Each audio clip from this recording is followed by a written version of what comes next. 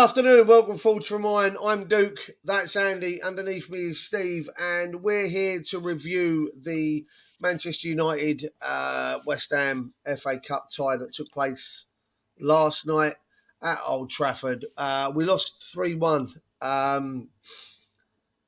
Needless to say, I was quite upset, I was quite unhappy. Now I've taken some time to take the emotion out of it. I think I'm going to be able to talk a bit easier and with less anger in my voice. I'll tell you what, let's start first and foremost with the lineup, Andy. The lineup came out and it was quite obviously a 4-3-3. He wasn't Scared? Yeah, I was going to say he wasn't gonna do his typical away at the big six kind of bricking it. It looked like he was going to just on the setup, and we'll get into the game. But your thoughts, Andy, when the lineup came out? I got to say I was a little bit underwhelmed. I think with the inclusion of Antonio instead of Scamacca. The inclusion on the bench really of Bowen. I saw a lack of pace, Andy, in that lineup. What was your thoughts when you see it come out? I was surprised, like probably everyone, but very pleased with that midfield three of Paqueta, Rice, and Souček, because I thought they worked very well at Nottingham Forest. So I thought having that balance and the interchange, because if you think about it, Souček in the first half was playing as a centre forward. So when you think, as a number 10, I should say, and when you think of it like that, pleased to have Emerson in the starting lineup. I was like, it's better than Creswell, so I was like, oh, he's got his head screwed on. But when obviously we'll get on to that in the latter part. But even the presence of Areola was another boost. I know he's been our cup goalkeeper, but I think for a back four, knowing that you've got a goalkeeper who one can save the ball, no disrespect to Fab, but distribution as well, the amount of times we got on the counter because of it. So yeah, I was very impressed. Very impressed. Steve, obviously we were all expecting the typical five at the back. Listen, when we did the review, it was what we all expected, that there was going to be a 5-3-2 or a 3-5-2, depending on what way you looked at it. And then when that lineup came out, as Andy said, a bit surprised. How about yourself? I was pleasantly surprised. I liked it. I mean, I know Bowen was carrying a knock, so he only got on towards the end of the game. My only concern, and I think when we actually look at the match, I'll be proved right, was Antonio starting up front. I mean, the rest of the side, and this is what really bugs me, the rest of the side played damn well last night. And yeah, when I looked at that lineup, I thought, and I really wanted to see how Emerson did at left back because we've seen him play well in a wing back role. Well, can he do it at left back as well? And for me last night, he could actually.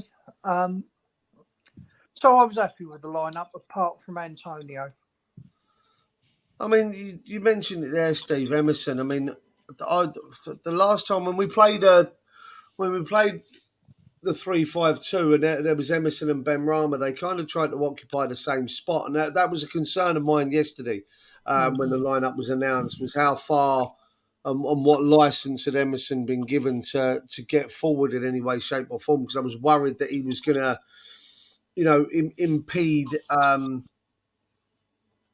impede Benrahma in what Benrahma was doing and how Benrahma goes about it. And thankfully, he didn't.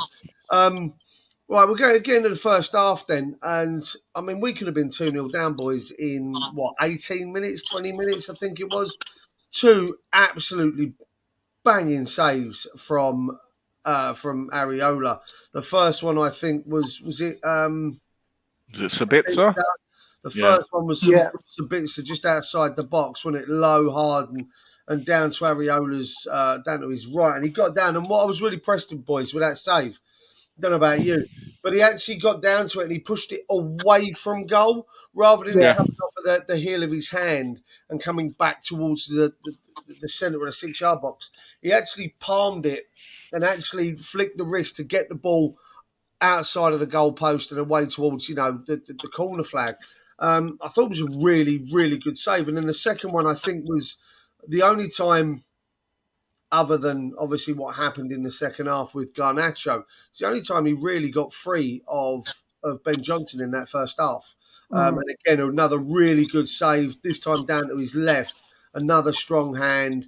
There needed to be a little bit of a clean-up operation by the defence in that front. But what were your thoughts at that point after that second save, Steve? When it looked like it was going to be a bit of a backs to the wall kind of like I say, they could have been 2-0 up by that point. Where was your mind sitting at that moment? I was pretty relaxed actually because I thought we were playing well. They just had 2 shots on goal. I didn't think we were doing too badly at all. I mean, I guess it was easy to be relaxed about it because for me this wasn't the big game. Yes, I wanted us to win, but really what I wanted us to do was to have a go. Yeah. And I thought we've come out, we've set up differently, we're playing reasonably well. Yeah, I was pretty relaxed, to be honest. I wasn't later on in the half, but at that point, I thought, no, okay, Areola's made a couple of cracking saves there. And I was really impressed with what he did. And I thought, well, we'll just have to see how it all goes and all pans out. Andy, how are you feeling after, like I say, 20 minutes in? They've had 2 shots, 2 great stops from Areola. Where were you at? I think it made us confident, the fact that we've got a keeper who can make saves. And no disrespect, 10 years ago, Fabianski probably may have made that save. Once you get older, you can't move as quick. So I don't think he saves that as well. The one what really impressed me was the understanding of what Paqueta had. So Rice drove forward, Paqueta just sat there and blocked the traffic. Basically, he was the interchange is just ridiculous. How he's just on a different Danny Ings is on a different wavelength. Paqueta, Benrahma, and Rice. Everyone else is on a different planet. I don't mean to sound disrespectful, but they're just five passes ahead. Yeah. So the fact that Rice knows that Paqueta's got the football brain to do it, and if we add a natural striker, i.e. Scamacca, he knows what to do. He makes the right runs, or he comes forward, and then you never know. We obviously hindsight's a wonderful thing, but I think we would have been more comfortable. Yeah. All right. Let's get into obviously our first real big chance. And we had a couple of big chances, boys. Let's not mess around. We had a couple of big chances. And obviously it goes to Antonio. And I'll be honest with you, chaps, at no point, as he raced away from their back line and got himself in a position where he was one-on-one with David De Gea. I think De Gea is a cracking one-on-one stop goalkeeper. I really do. I think he's fantastic. But that takes nothing away from just how shit that attempt was from Antonio. The closer and closer he got to goal, the more and more I felt confident that De Gea was going to save it. I personally think if he'd gone earlier with a shot, he would have had more chance of scoring it. Andy? Mate, I don't know if you saw Lindelof and Maguire slowed down. I went, it's only Antonio. Go on, you can go clean through. I'm not wasting my energy. I'm sorry. Ian Wright made the valid point. A striker scores that goal. Bowen scores that goal. Benrahma scores that goal. Paqueta scores that goal. You know what? I'd even fancy Souček to score that goal. But Mikel Antonio, no. Whatever salary he's on, he's there for a fucking payday. And I'm not going to rant. And everyone goes, oh, look what he's done. Yeah, he scored 7 goals. Fucking 4 of them have been against fucking Mickey Mouse teams. No, I'm sorry. Disgrace. No. Steve? Oh, so the more he ran on, the more I was certain he wasn't going to score. He took it too far. let De Gea close him down. Now, if you look at De Gea's save, it's one-handed down to his right. It's a fantastic save. Makes But himself big. I mean, listen, David De Gea isn't exactly huge in stature, boys. He's not a no, massive keeper. It's not a Petr Cech or a No, fucking he's yeah. not. He's in the grand scheme of things of goalkeepers. He's like Pickford. I wouldn't say he's diminutive, but he's not huge. He doesn't have a big frame. He's not tall. There's something He's not a about him. groveler. He's not, a Schmeichel, for instance. Yeah. He's not one of those kind. But my God, he makes himself so big and difficult the closer you get. And like you boys, I just wasn't confident that it was going in. no. I didn't see it. We got in at half time, boys. Do you know what? Sorry, do you remember that chance? What I want to mistake was I thought Pablo Fornals was going to chip. Do you remember when De Gea chased the ball down? Yeah. I was like, chip him! I was like, chip! I was proper shouting because that probably would have went in. The defenders were nowhere near either. Yeah, No, yeah. but- I know what you mean. I mean, I'll be honest, the first half, like I say, by the first 20 minutes, I was concerned that might go a bit wrong. And then Yeah. we grew into the game as we got past that 20 minute part, and we grew into the game. We got in at half time, and I felt confident. I felt comfortable. I felt like we were at the races again. I props to Moyes for the setup. He wasn't resting on his laurels and sitting back. I was at points a bit miffed that we didn't press. We're coming to sirens. That we didn't press higher enough up the pitch. That the goalkeeper's got the ball, and Antonio was at least 20 yards away at points. Like, why are we not closer to these players? Why are we not? Mate, he's not fit. He's not fit. He's not fit. He's a 30-minute blowout kind of player. But if you look at compared to what Danny Ings done, Danny Ings didn't give Navas any breathing space. Even what is it Felipe, the other Nottingham Forest centre back? They didn't have a rest. They panicked. The amount of times we won the ball back. We made Harry Maguire was on a card after 30 minutes or even less than that. So was Sabitzer and McTominay. And we didn't, all right, we'll come into the second half in a minute, but we put no pressure on either of those players, like you say, or Maguire, to make the mistake. Sorry, I mean Haley from Corrie. to get that second yellow. I know that's not the way we should be looking at it, but when you're away at Old Trafford, you've got to take your bonuses where you can get them, right? I mean, we didn't. All right, so we got out of the second half, and Steve, their first substitution came as the second half started. Now, I mentioned before we went live that I felt that Declan Rice more than ran the show in the first half. Between him, Ben Rama and Paqueta, I think Dec showed his class. He was a baller in the middle of the park yesterday. McTominay and Sabitzer couldn't even hold a candle to him. He was absolutely superb in the first half. They brought on Casemiro, boys, and I don't know about you. And Steve, I'll come to you first on this one. Casemiro wrestled some of the game back for United at the start of that second half. Yeah. But don't get me wrong, I think Dec still held his own against Casemiro. Don't get me wrong, he's 30 years old, but he's a fantastic player. And he's showed he's a fantastic player over the last few months for United. But Dec still held his own. But they were rattled, United. You could see that Ten Hag was like, hang on a minute, this ain't going the way I had planned. So he brought on Casemiro, and for me, the game started to change a little bit because of Casemiro. Steve, what did you think the same? Yeah, he was the one player I didn't want him to play last night. I think Casemiro is brilliant. I actually, and people will disagree with me, but I think Casemiro is better than Dec all round. Yeah, I do. He's got experience, and don't forget he's got quite a few years on Dec, so he's got a lot more experience. But as soon as Casemiro came on, I said to James, "You've got to be joking," and we both went, "No, not Casemiro." And that's when they started to get back into it. But don't understand me. I think we could have won that game. There were 2 key moments in that game, other than the goal, where we could have been out of sight and we weren't. So, yeah, Casemiro coming on, didn't want it at all, but still wouldn't have stopped us winning the game if we'd taken our chances. Yeah, I mean, I agree with you there. I mean,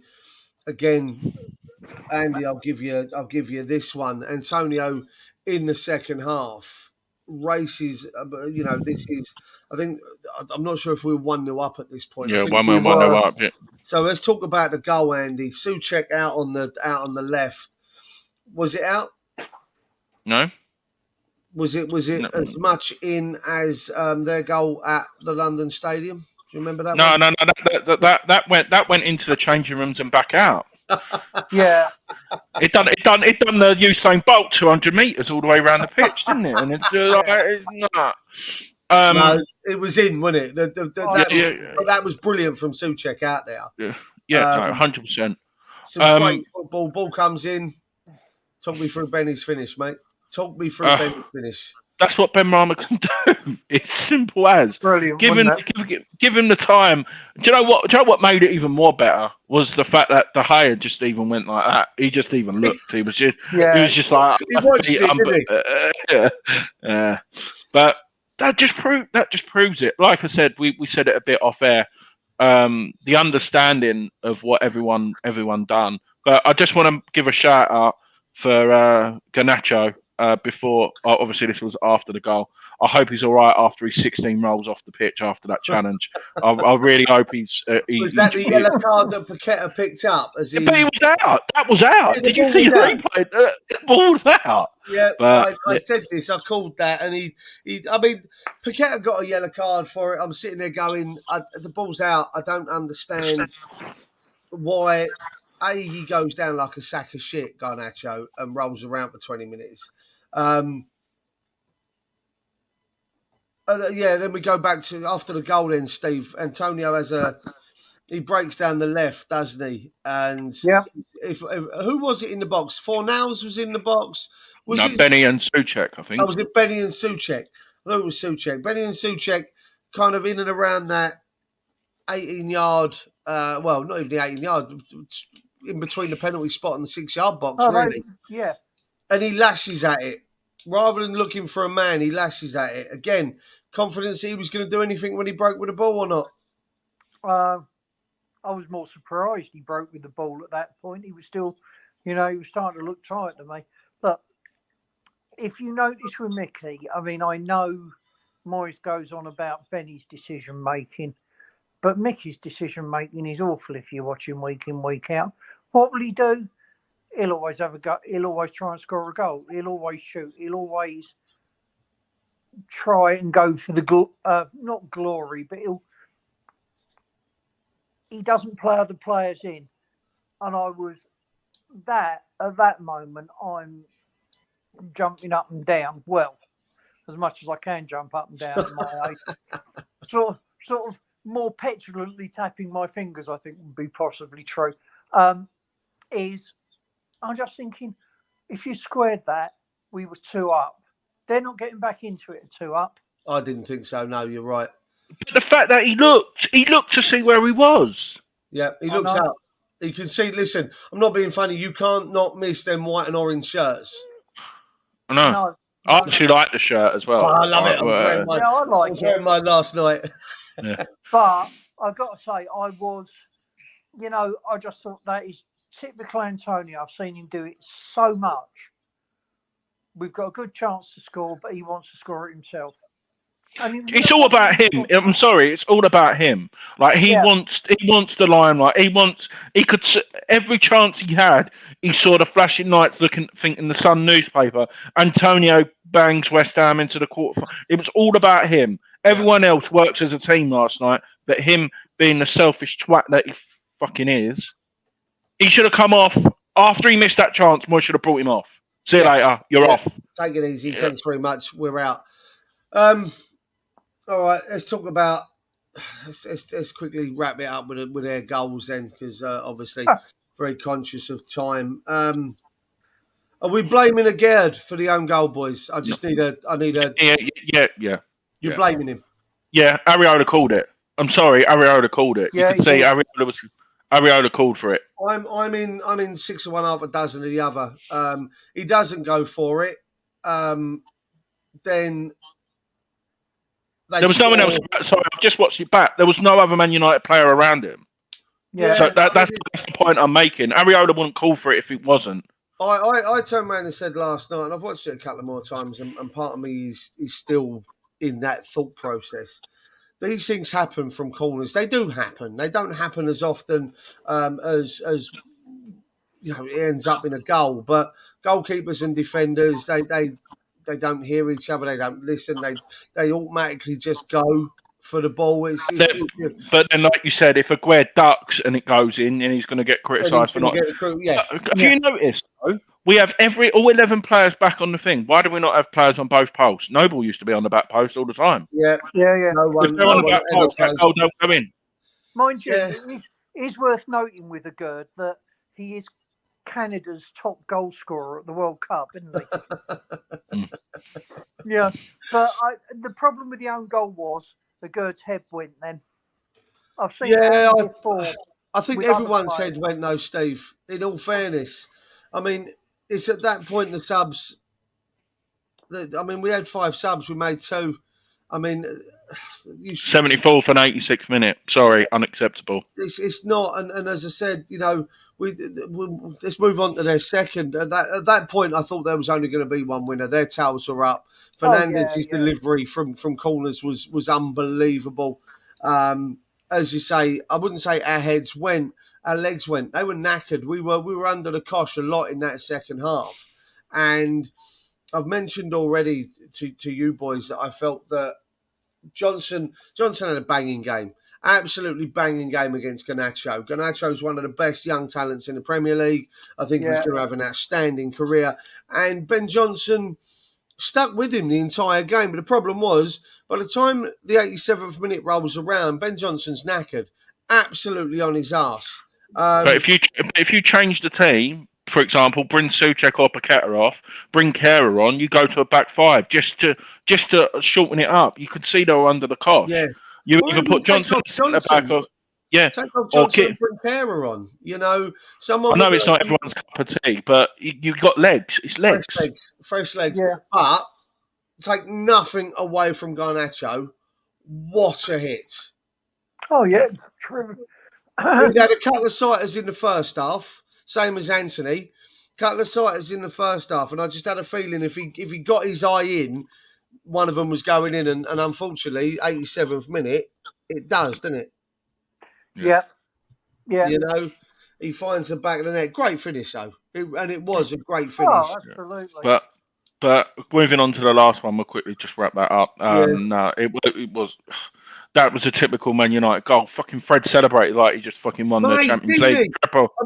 He's a fucking. I don't like him anyway. I punch him at that point. I was like, mate, why are you?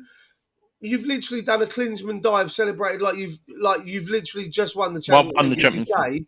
I tell you what, that was on par for me. I know people are going to have a rant, and it's just a bit of fun, guys.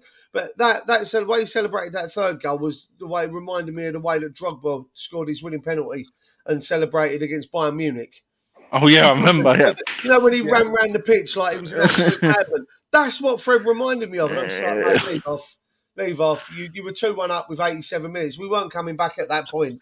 Like, come on now. You ain't got to celebrate like a dick. Like, behave. To be fair, they had to go, though, after the second goal came in. They tried to get it up the pitch. Couldn't do it, but because they were... He wasn't there, was it? That's the sad part, shall we say. For me, it was the sad part. We just didn't have the quality. And I just want to give a shout out to the Carlos Tevez derby.